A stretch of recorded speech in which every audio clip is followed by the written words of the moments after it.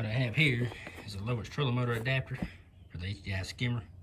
Comes with this piece here. It mounts on a trolling motor. Comes with a hose clamp, 2 or 3 zip ties. This adapter can go either direction. Go this way or this way. This Skimmer transducer here goes into this groove right here. Stand it up, push it down in there. Goes on there like that. Like that.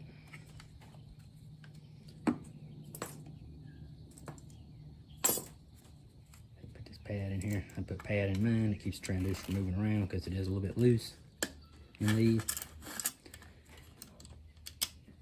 And put your hose clamp together.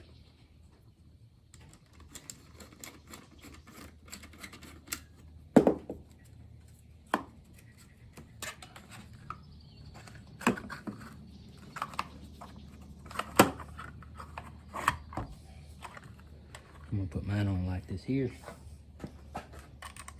Hose clamp up.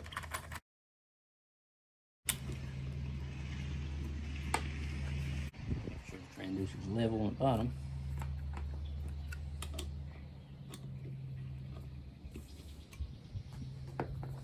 Now that you have the adapter mounted on the trolling motor, zip tie your wires where they need to go. Only problem you're gonna have with it mounted this way is this wire comes through here. Whenever you go to stow with the prop on this side, it's probably gonna rub over here because it's right here against the side. I always bring mine up on this side of the prop. I never put it over here because you could damage your boat if somebody hits the button. That's probably why Lowrance says put the wire over here, this the other way around, and it miss both these rails and it never rub on them. But I've always mounted mine like this. That's why I've mounted every one of them on my boats, so it's always worked.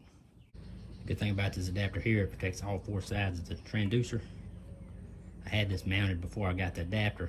I had a bracket built that held this on there. It just hangs out in the open. It got hit and got broke. So the good thing about this adapter is it does protect all 4 sides. Maybe transducer won't get broke.